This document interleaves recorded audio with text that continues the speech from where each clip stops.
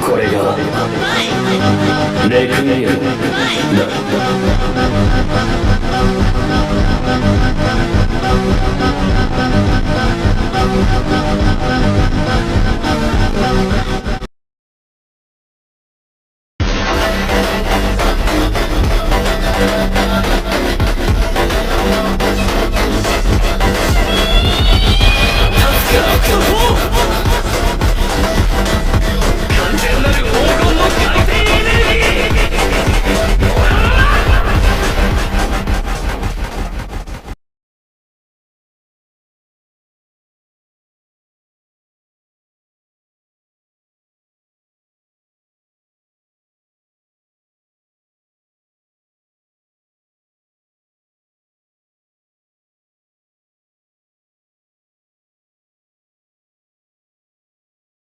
Let's talk about the stand Gold Experience Requiem. The stand's musical reference is both the album The Gold Experience by Prince and the song Requiem by Wolfgang Mozart. The user of this stand is Giorno Giovanna, the main protagonist of Golden Wind. Gold Experience Requiem is a humanoid stand with the best stats in JoJo's. It's literally so strong that its stats cannot be compared by normal means. Gold Experience Requiem has all of its abilities that it did when it was just Gold Experience, but its new ability is Revert to Zero. This ability allows Gold Experience Requiem to revert all actions and will of those who stand before it to zero. This means that any action or will that you have of attacking Giorno can't and will never happen. And this doesn't mean just attacking Giorno itself.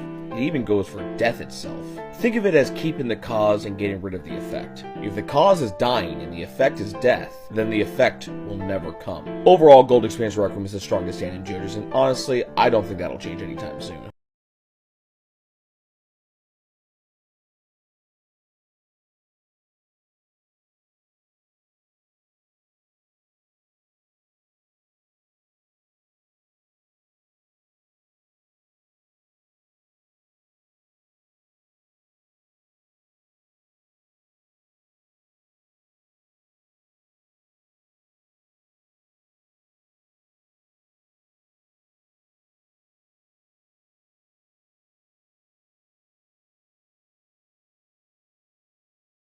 Let's talk about the stand Tusk. This stand's musical reference is the song Tusk by Fleetwood Mac. Tusk itself is a multi-stage evolving stand, much like Echoes.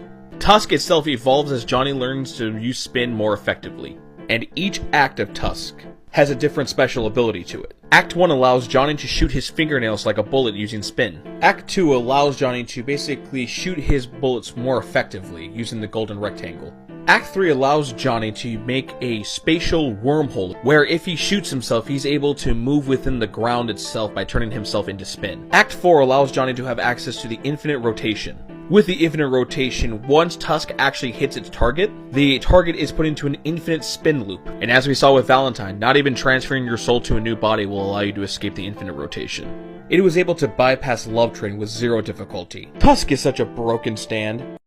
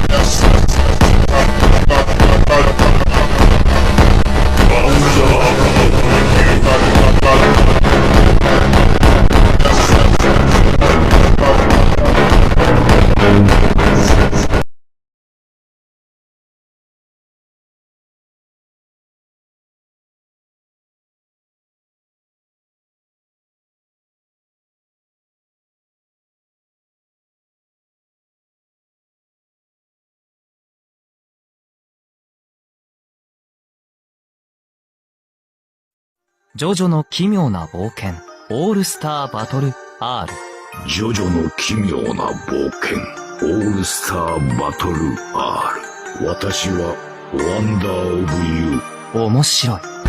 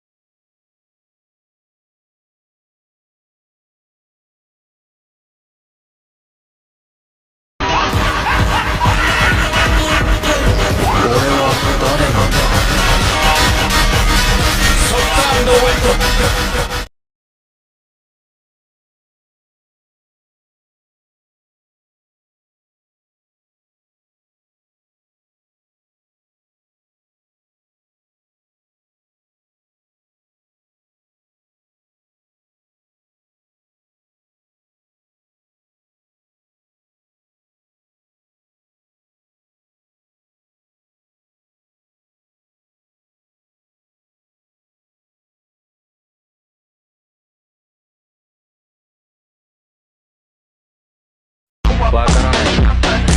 知ってるものは何もない。勝ったのは俺の方だな。ソフト&ウェット。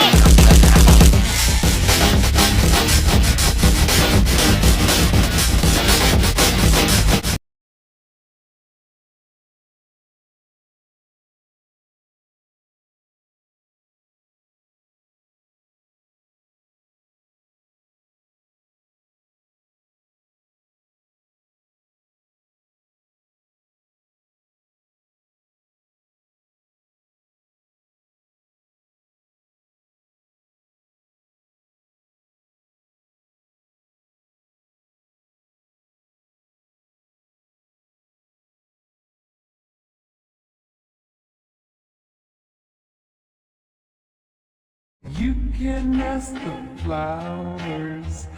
I sit for hours telling all the bluebirds, the bill and coo birds, pretty little baby. I'm so in love with you.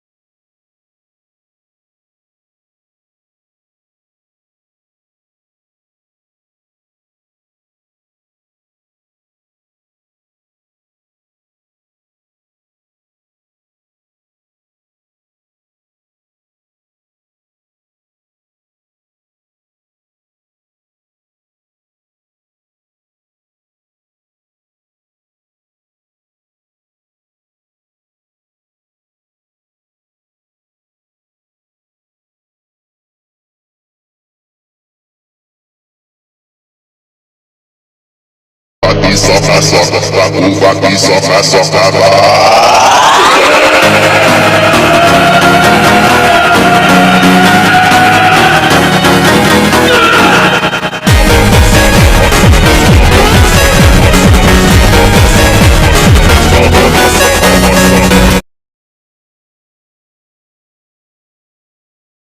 ワンダーオブ君は厄災の蔵を頼んだことで来たのだよ。この私を攻撃して触れるなどということは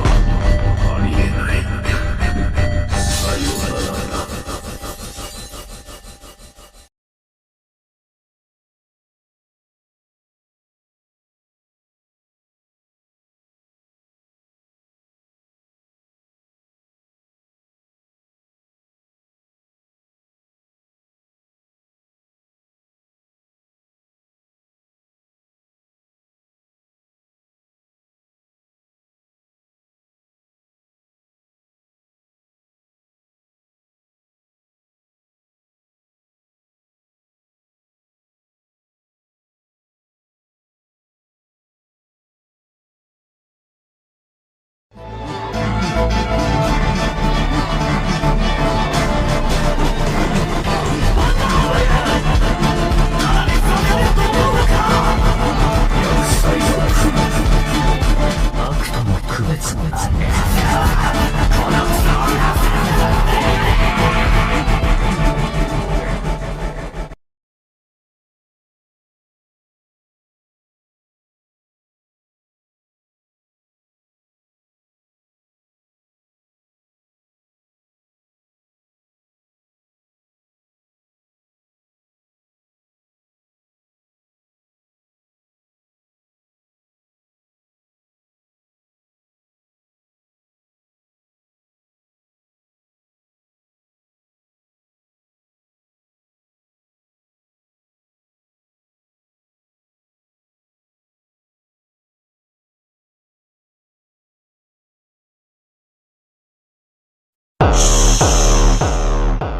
流れはずっと厄災なんだ。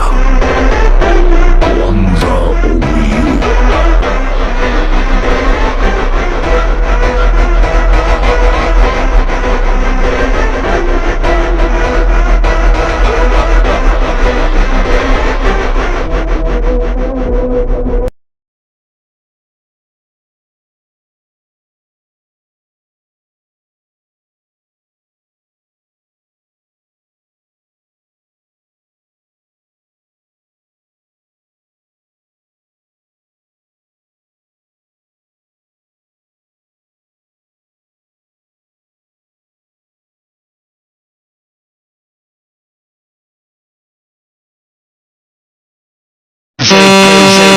流れはずっと厄災なんだ。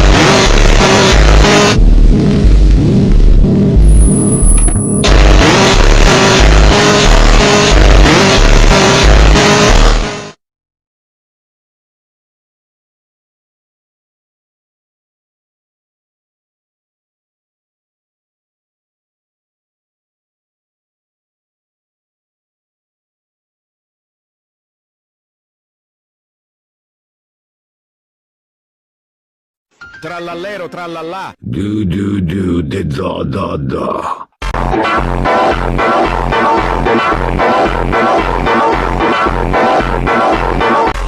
流れはずっと厄災なんだ。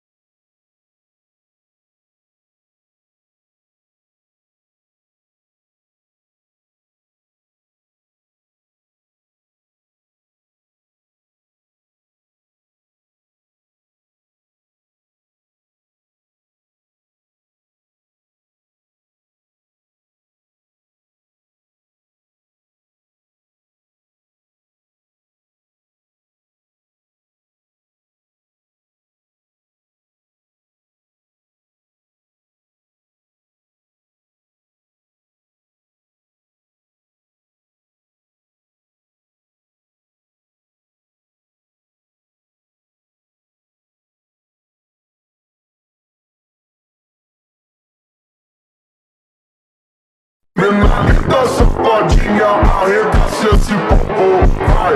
Guess, go. Ela cheia de tesão e o arregaça esse papo, vai.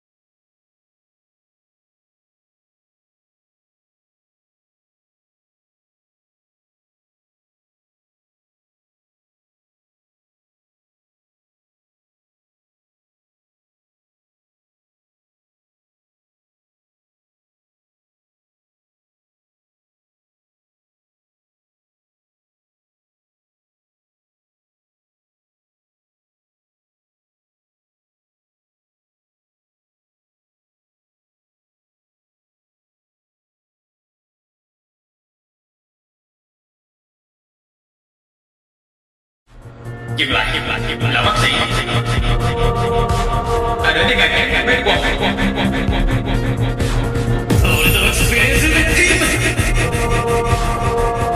Thế nhưng những gì trước mắt họ chính là sự thật. JoJo.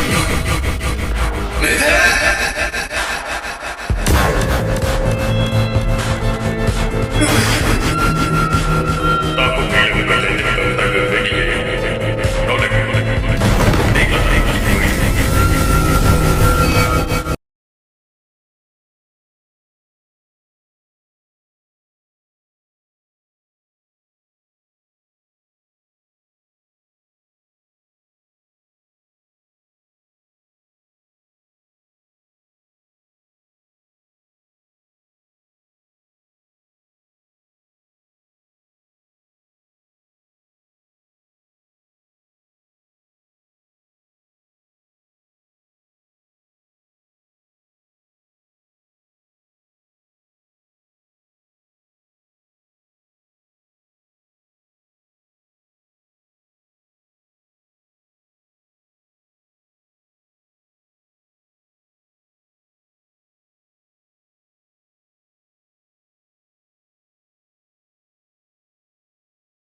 私の名はキラヨシカ。年齢33歳。自宅は森王町北東部の別荘地帯にあ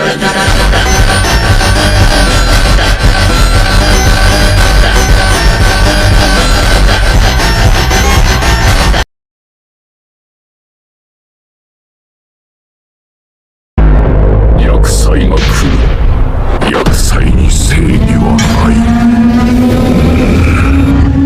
追跡するのか。いいんじゃないか。私には愛国心が。おしくな。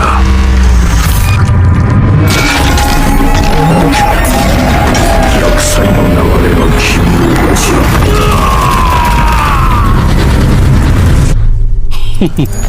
この隣の場所に自由に入ってこれるのはこの私の能力。その神。何？お前は邪魔している。D4C のさらなる段階だ。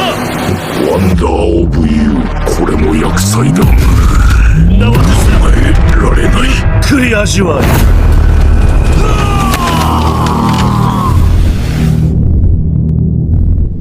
私の方ではないがな。さっきから不気味だが、お前の方か。厄災の流れは止まらない。どういうつもりだね。そうか。ワンダーオブユー。ことで成り立つのがこの人の世の現実。ワンダーオブユー。僕もこんなことを。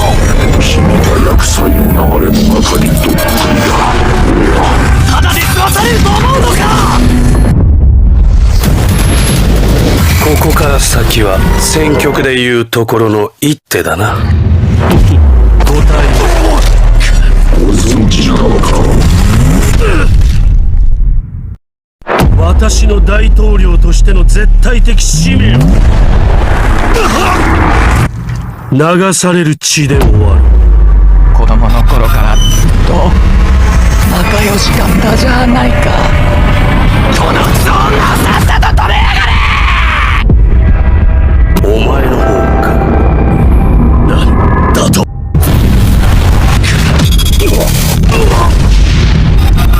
まさかこの世には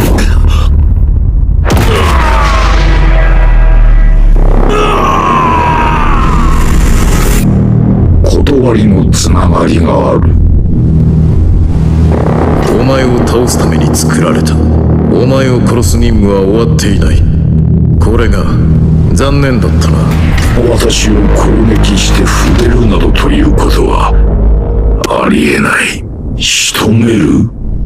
無理だね。これは私のただの避難訓練だよ。厄災が避難訓練とはだが、気をつけろジャイロ。奴の方も僕らの接近に気がついた。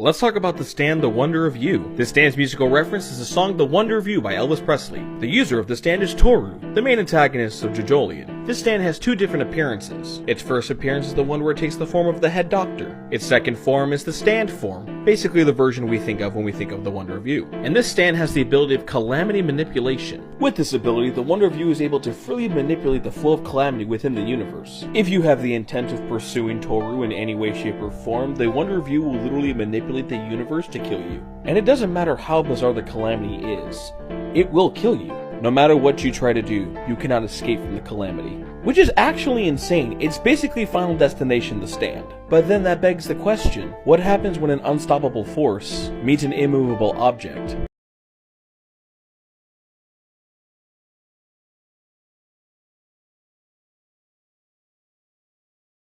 Let's talk about the stand Soft and Wet. This stand's musical reference is the song Soft and Wet by the King of Funk Prince. The user of the stand is the protagonist of Jojolion, Yoshikage Kira. Soft and Wet is a humanoid stand with surprisingly average stats. It has the main ability of bubble generation. This ability allows Yoshikage to create basically 3 different types of bubbles. Its first type of bubble is its plunder bubble. Plunder allows Yoshikage to take away the aspect or property of either a person or an object. Theoretically, he could take away people's eyesight, or even friction from the ground. Its second bubble type is its bomb bubble, which is basically self-explanatory.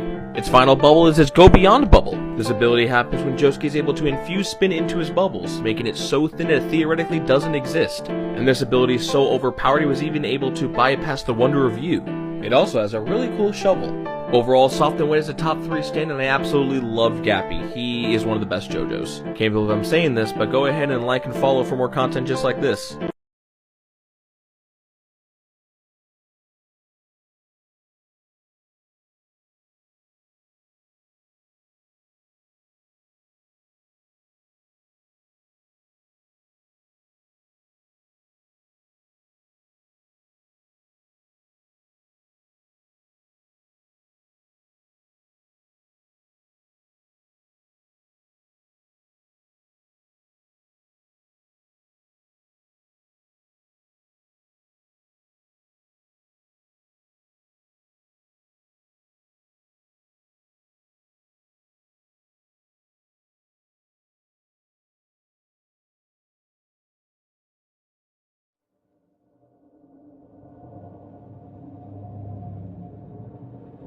Hmm.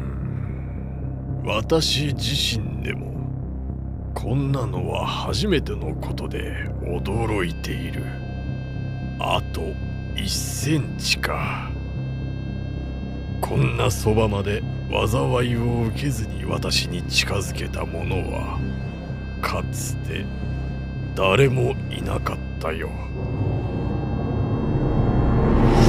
確かにあと1センチで何が起こるのか初めてだからね。私にもよくわからないんだ、本当に。だが厄災の流れの中にいて私を攻撃できた者もかつて誰一人としていない。それも確かなことだ。ワンダー・オブ・ユー。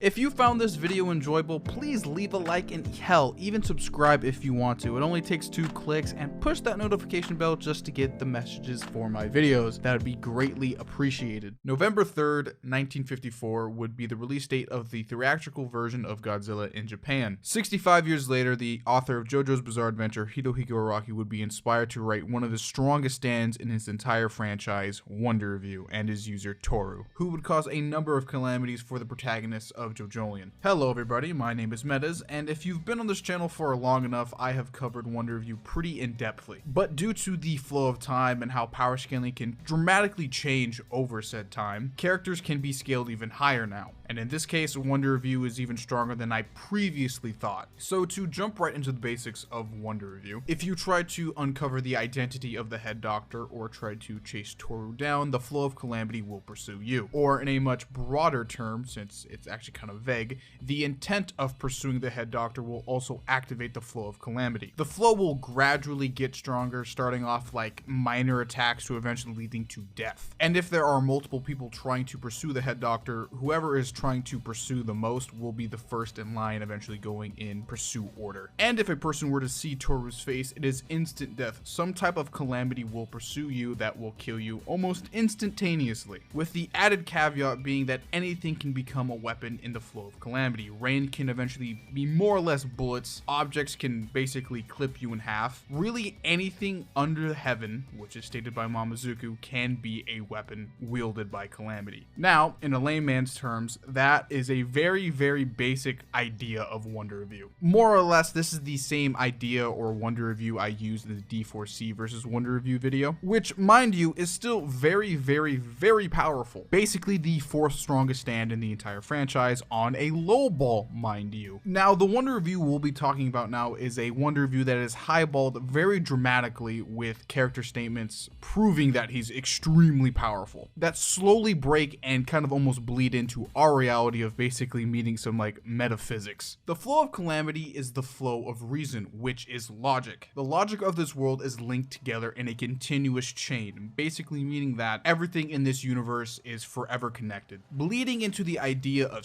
string theory, but very loosely. The worlds in JoJo are universes. D4C had the ability to hop between these parallel dimensions that are referred to as worlds in Steel Ball Run. Therefore, meaning the JoJo multiverse is infinite in the number of universes and is logically understood in verse. Basically meaning that the flow of Calamity is in every universe and logic is also in every universe. True Form Wonder Review, which was shown at the very end of that arc, is the embodiment of logic. The form of the head doctor is Calamity energy itself. Wonder Review is a hybrid of a stand and a person as the head doctor. A stand is the mind and soul, and Wonder Review seemingly died mind, body, and soul and came back because of logic when it comes to True Form Wonder Review, because he is logic itself. Wonder Review is stated to be a universal law that exists and will never go away. With that, logic should scale to each individual world in the JoJo multiverse, and the ideas within each world are within the flow of reason, aka logic, aka Wonder Review itself. This gives Wonder Review a high godly regeneration, which is the ability to regenerate after the erasure of the mind, body, and soul, along with one fundamental aspect of a character's existence, the underlying concept or information needed for them to exist. Wonder Review is a concept that is logic, that scales within the JoJo multiverse, or that the information needed, which is logic, is needed for him to exist. So, if you got confused by any of that, I don't blame you. More or less, if I were to summarize it for you real quick, Wonder Review is logic itself, a fundamental aspect of the universe, and most likely, and probably indefinitely, a aspect of the JoJo multiverse. Wonder Review is crazy powerful, but this is only one aspect of his power. This is more like a broad, super general term of logic and reason, and the flow of Calamity, because there are slight caveats to its ability that are mentioned between characters in verse, and surprisingly all named by Mamazuku for whatever reason. I don't know why he knows all of this, but he just does. The greatest statement said by Mamazuku about Wonder Review is karmic retribution. Karmic retribution is everything you've done up until this point now, all relates to his energy. Everything you've done in a social and general sense is related to Wonder Review, the flow of reason, the flow of logic, the flow of Calamity. Karmic retribution can also be called the flow of unintended consequences. Unintended consequences are the outcomes of purposeful actions that are not intended or foreseen. This is just basically, in a general sense, real-world flow of Calamity. Mamazuku also states that these links that karmic retribution has are forever linked. They never end, they are endless. It presents a reader of the philosophical thought that all of your actions have consequences no matter what, big or small, bad or good. They affect somebody, something, forevermore, infinitely. And Wonder Review has the ability to control this logic or reasoning. An example of this, and just in general about your consequences of your actions within the JoJo universe, would be Jobin and his whole mini arc within the Wonder Review arc, him trying to gain the Higashikata household and the whole fruit parlor in general, leading to his death, showing the first case of if you see Toru, you die instantly. And due to Wonder Review being a so-called energy, he can manipulate himself through walls, kind of almost being a ghost in a sense. It's only shown once, but he has the ability to do that. I'm just pointing that out. The next statement I would like to highlight is when Mamazuku says, all things under heaven and earth and the connections between them, none of them will be on your side. This statement basically proves that everything can be a weapon for Wonder Review, and eventually later on in this fight with Mamazuku and Josuke against Wonder Review, even Josuke's bubbles can be used against him and others. This statement also poses the question that what are the limitations of Wonder Review? Can Wonder Review detonate a nuke? Can Wonder Review throw a literal meteor at somebody? What is Wonder Review's limitations when it comes to attacks? But to counterpoint that argument, basically anything like rain can become extremely deadly, so you wouldn't need something that dramatic anyway, but it just poses that question for power scalers in general. Also within that fight, something happens that I don't think a lot of people notice, is that Wonder Review is able to feel the environment around him, because basically at this point Josuke has entered kind of the whole explosive spin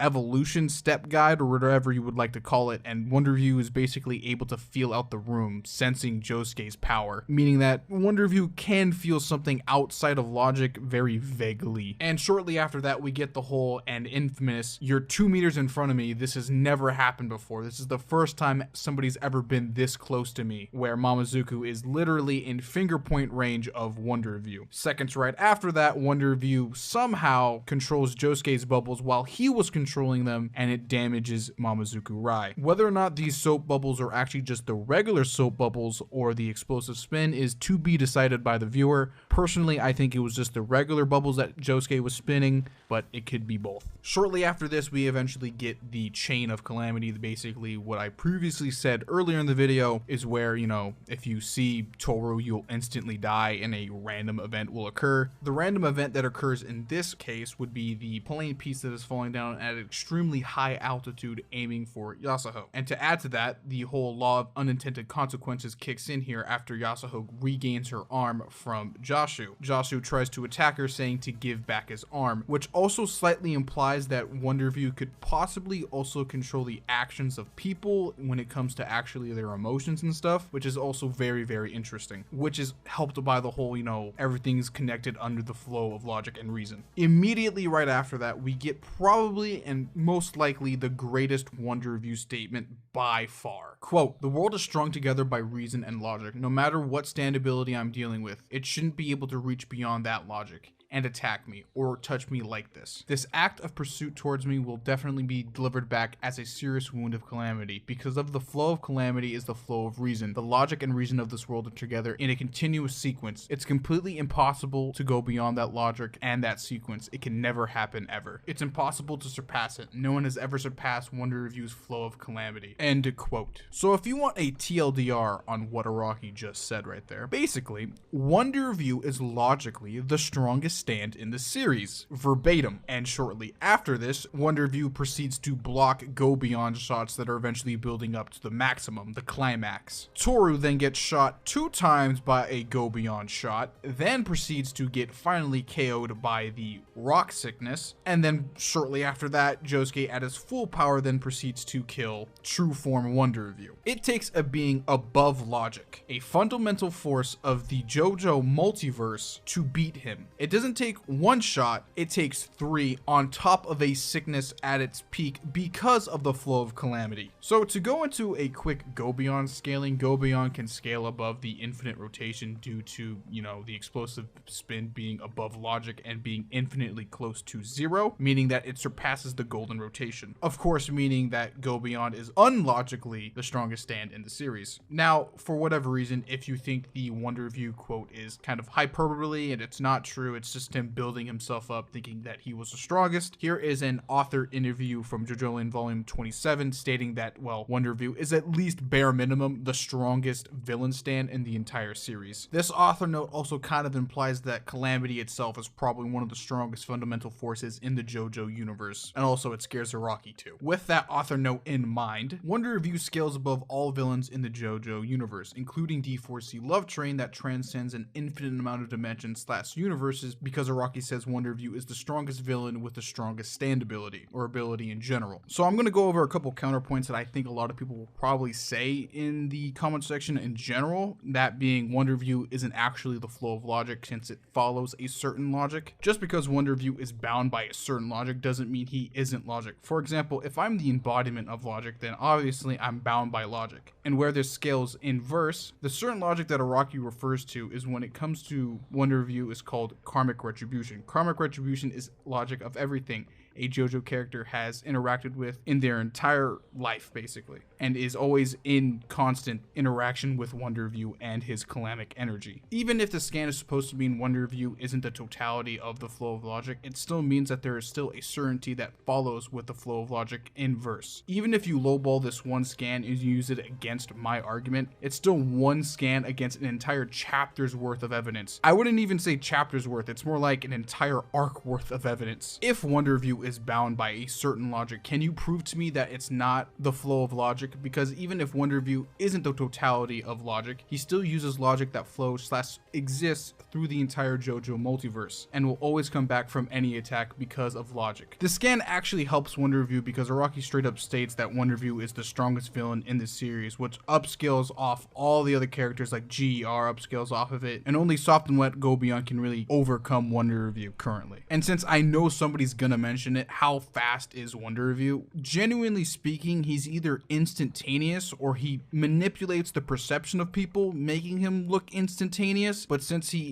is, you know, logically the universe itself, he can be everywhere at once, kind of, almost in a sense, if you want to look at it like that. So low ball as fast as he needs to be, or high ball instantaneous / infinite. And yes, I want to cover Wonder Review versus GER a lot more in depthly, including, you know, Soft and Wet Go Beyond versus GER in the future. So I'm not going to go too in depth on that argument in this video because I don't want it to run for like another 15 minutes, but more or less Wonder Review is incredibly powerful. I would give him the ballpark estimate of being Universal Plus in just Wonder Review form, and when he's in his true form, which is logic, I'd say Multiversal Plus with a bit of godly regeneration mixed in there.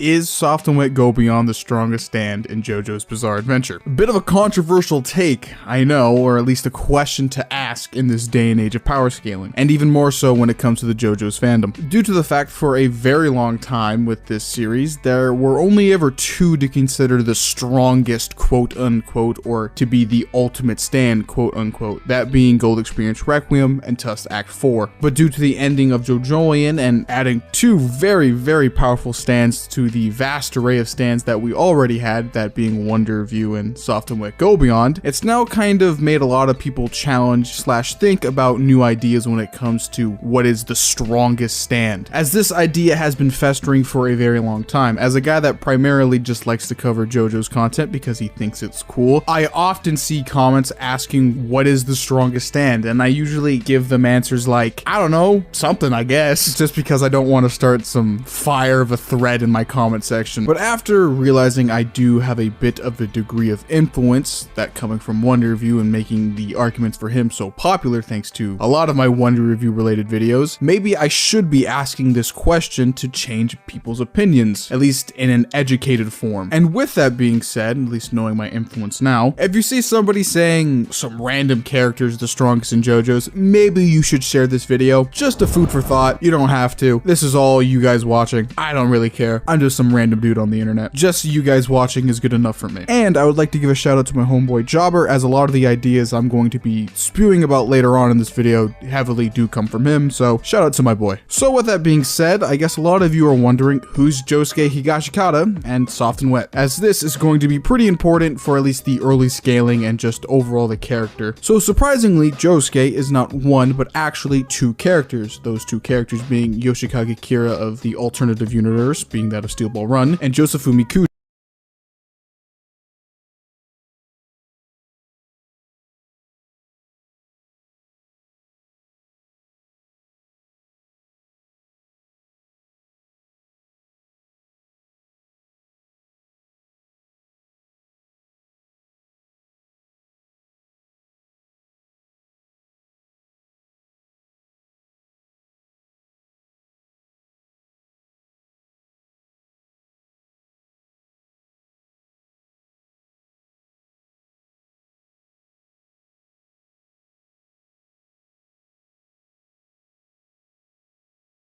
Both characters have their own abilities, stands, character personalities, and overall are two different characters from what we know to become Josuke. How these two would meet would be under some very weird circumstances, as Yoshikage Kira of this universe would discover the rock humans and their plans with Locacaca. Josefumi having a life debt to Kira due to him saving his life earlier on in his life would of course help Kira. Not to get into any heavy spoilers here, but more or less the two would eventually fight the rock humans and, well, kind of lose. Kira would die of his injuries, but Josefumi trying to save him would eat of the Locacaca, activating exchange of the fruit. But alas, nothing would occur, and what would actually happen is, due to some debris falling on them, the fusion process of the fruit would occur, causing some parts of Kira's body to graft onto Josefumi's body, resulting in him losing his memories and becoming a new person in his entirety, later being named Josuke after the head of the household of the Higashikatas. Now, why I bring up this backstory is because, well, it involves a fusion of characters, a trope we see in anime and manga a lot. Josuke's powers of soft and wet are the combination of Josefumi's soft and wet and Yoshikage Kira's Killer Queen. And to call back to a recent video of mine, what if Johnny Joestar fought Diego Brando, there's an idea I posed with Tusk Act 4, which states that when Tusk Act 4 fought the world, there has to be at least some levels of callback to the original Jotaro vs. Dio fight, which in that fight, those stands are massively faster than light speeds, AP clocking in at large town to even mountain level depending on who you're asking, and are very, very powerful stands, which should all call back into Tusk Act 4 versus Diego Brando in his The World. What I'm trying to say here is this: when Araki reuses a stand, it more or less is the same stand, just slightly tweaked for the scenario that it's in, which means we also have to scale part 4 Yoshikage Kira's powers. And to cut it a buck with you here, Kira from part 4 should be at least faster than light speeds, AP clocking, and about large building level. I'm not going to go any deeper than that. You just basically scale him off of Josuke from that part. Bare minimum. There you go. Because he scales off of Jotaro, which is also kind of funny in that scenario. So you're looking at Josuke from part 8 with his soft and wet fusion stand, technically, to be looking around faster than light speeds, at least clocking into at least small building to large building level. Note, I would like to add a massive asterisk to that entire statement. Due to the fact that you have to go through a lot of loopholes and some very narrative power scaling that you kind of have to interpret yourself, as Araki doesn't really go in depth with it. The only thing here for a fact that I can say without a doubt is, of course, Yoshikage Kira's AP, which with his bubbles can destroy a boat absolutely, and that power does transfer over to Josuke. On the flip side of that with Josefumi, the only thing that we really know that Josefumi gives to Josuke is his kind of plunder ability, or at least his pre-plunder ability, which is just to absorb things and just kind of attach them onto other things. Kind of like a fusion of things, but it's really weird and not really talked about too well, which in the grand scheme of everything just becomes completely something else in its entirety. And Josefumi does have some fighting skill that does transfer over to Josuke pretty naturally. I would almost say instinctually, but we're pushing it there. So when it comes to overall regular Josuke, he's pretty powerful, as his previous two fusion components are really strong, at least for the few times we've seen them on panel, and were only beaten due to, well, numbers and hacks. So Josuke's overall stats for his soft and wet and himself are pretty good, if not even better when fused, as Josuke was able to beat all of his previous opponents in his previous double lives, thanks to, and in part to, his bubbles, primarily being his ability Plunder and the explosive pop that we see later on in the part. To describe Plunder is pretty weird, as now looking back onto the ability, while a lot of people have the misconception it's able to take away anything, it actually doesn't. It can only take away physical things from an object for a very short time, but even then, under its context, it's still really busted, as in earlier in Jojolion, it's able to take away a lot of conceptual things that are physical to a person. What I mean by this is Josuke can literally take away friction from a person, or the ability to take away sound producing from objects nearby, and in some extreme examples are able to just straight up take away the senses and feelings from people for a very short time. Then in later Jojolion, it's much simpler and not dramatic, as in Josuke is not using his abilities against people, but I would like to clarify here, this is a classic example of Araki kind of soft nerfing his main character, as he realizes, oh damn, I made them too strong, due to the fact that under the idea of how Plunder works, as it's able to take something away from a thing physically for a very short period of time, Josuke could in theory take away somebody's brainwave brainwaves, or their heart, or their blood in their body, maybe even their skin in some crazy examples, as a short period of time without those certain things in the human body could result in death. And even in later Jojolion with the plunder ability, Josuke still uses it pretty tactically, meaning that Josuke is a pretty smart fighter, as he kind of stores the nearby elements of a fight within the bubble for later. And when it comes to Josuke's explosive pop ability, which is supposed to be a kind of callback to his previous life of Yoshikage Kira and his Killer Queen's bombs, they're not too wild, they just kind of explode, but not in kind of the bombastic way that Killer Queen's bombs would explode. So when you look at Josuke before Soft and Wet Go Beyond, I think you guys can realize, yeah, he's pretty powerful. Plunder and his overall kind of new fuse stats are really good, at least in the terms of JoJo's, as I personally would probably put him up in the top 15 strongest stands. The only stands that are actually kind of beating him are literally the time manipulating stands and the stands in the series that just kind of manipulate fate, quote unquote. I would confidently say that he probably is literally the last stand before we enter the time manipulating stands and the rest of the strongest stands in the series. But as of now, we have entered the realm of the strongest stands in the franchise. How does Josuke go from a man with no memories to the logic defeater? Well,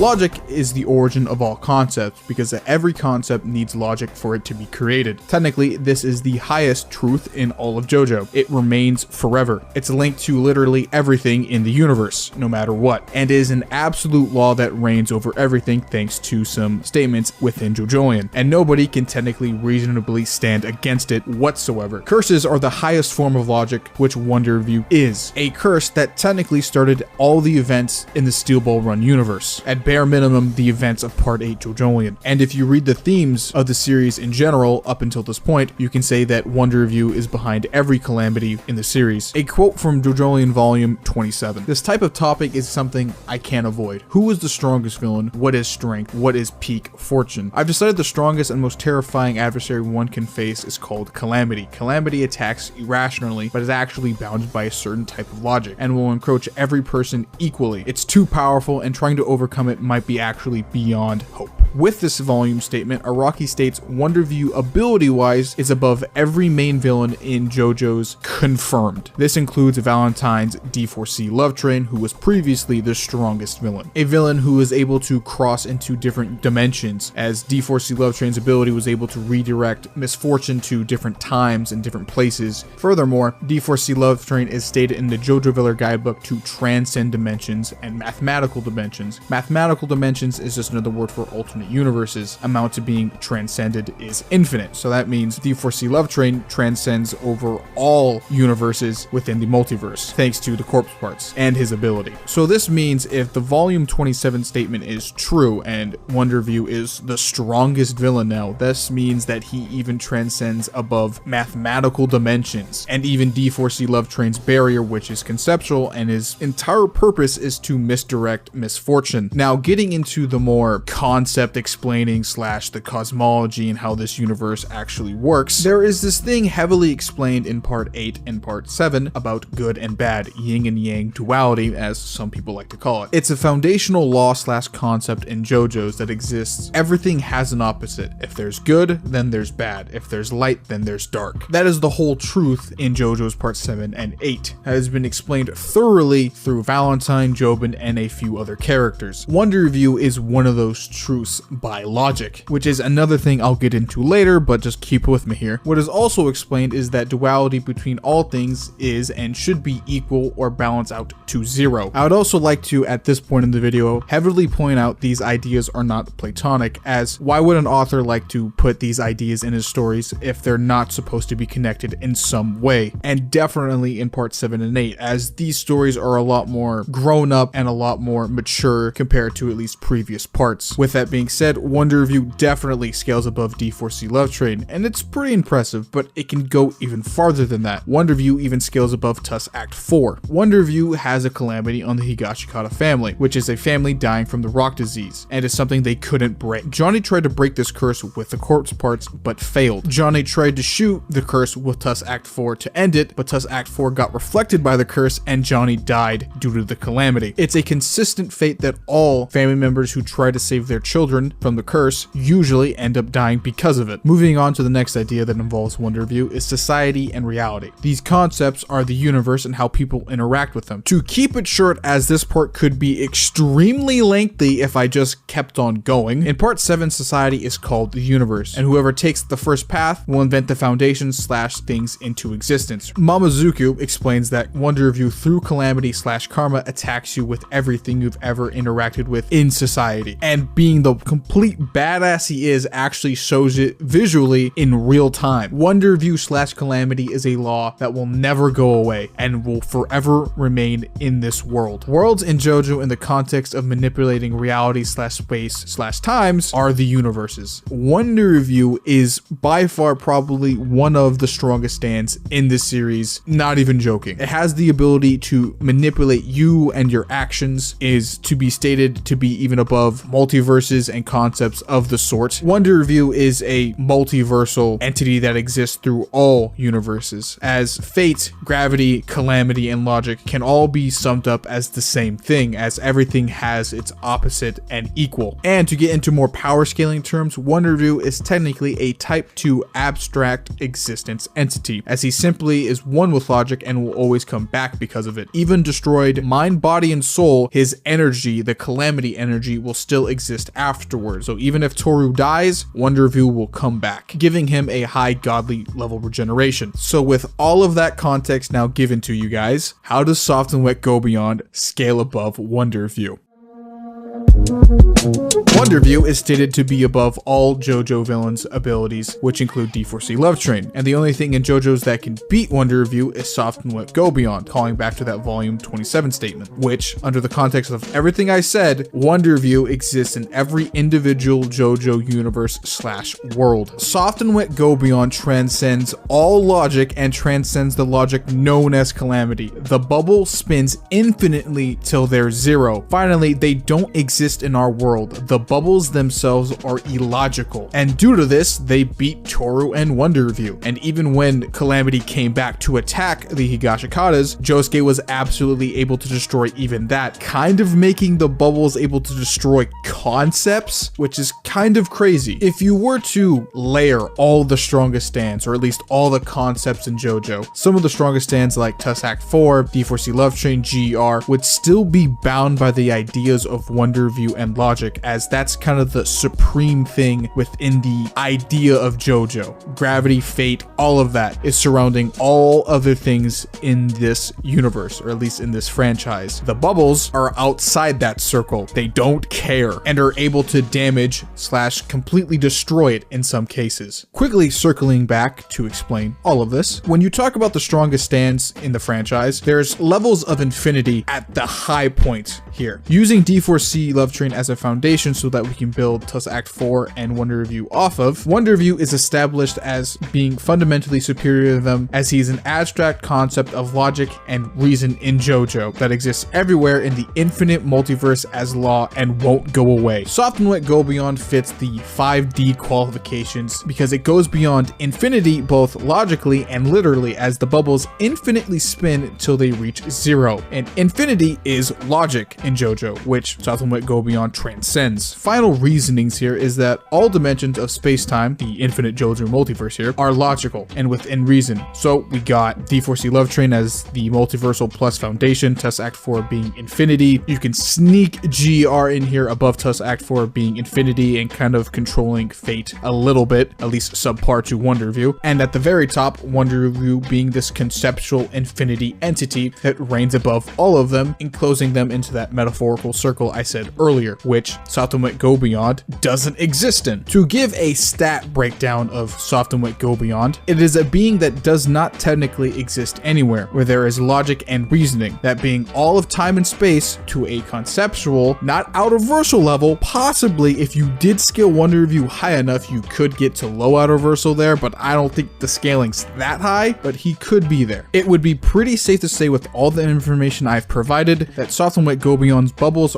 are at least 5D in terms of hacks, and when it comes to speed, it's probably immeasurable, given the speed of the bubble would be illogical too. Immeasurable being the highest in the JoJo verse, logically, as in speed, going off the basis of Made in Heaven Poochie, as it stated for him that he is either infinite or immeasurable, depending on past video scalings. So, I asked the question again, is Soft and Wet Go Beyond the strongest stand in JoJo's? With everything I said and my educated opinion, yeah, he probably is. And I'm probably even going to take that back. He is, actually, at least in my opinion. Now we enter the GR argument here, as this is something I have to at least touch on and debate here. I would like to clarify here that Golden Wind did release, at least at the timing of this video, damn near 27 years ago, almost 28. With that context in mind, I would like to at least present the ideas that Araki can change his opinion on who's the strongest, as this is his franchise to dictate and rule over. So I'm just gonna go through some arguments here, and that's it. I'm just gonna briefly state them and maybe talk about them in a later, much bigger video, maybe putting these two characters up against each other, as this video is already long enough. GR is technically still logical, as it has no descriptions of anything remotely illogical compared to the canon definition of its powers. Araki literally says when looking back in the entirety of the series in terms of who's the most powerful, he says Wonder Review is the most powerful, and to beat him is beyond hope, heavily implying Soft and Wet Go Beyond can, and no other characters in the series could. Another one would be Wonder Review and Soft and Wet Go Beyond don't have actually any stand statements. Even the statements Wonder Review makes, a description of himself, even mirrors GR's Beyond Stand's statements, as literally the only ever time a stand literally says for themselves they are the strongest, Wonder Review is one of them, and the other being GR. In a weird sense, and even looking at this in real life, Golden Wind and Jojolion were literally around at the same time. I wouldn't be surprised if Araki re-inspired himself seeing his own anime. Another one would be, of course, that no data book guide statements are up to date anymore. The whole canon idea that GR is the strongest stand is still technically, at least at the time of this recording, is still in question, as there is no data book that actually likes to fully describe Soft and Wet Go Beyond's and Wonder Review's abilities to their fullest, with Araki's quotes next to them. Basically, what I'm trying to say here is there is no up-to-date data book with Part 8 stands in it. And one that I've been seeing very often now here, at least past Jojolion's ending, is that a lot of people are comparing Soft and Wet Go Beyond's bubble to Tusk Act 4's spin for whatever reason. The bubble isn't the representation of the spin as a whole, it's just Josuke's spin. People trying to use the argument trying to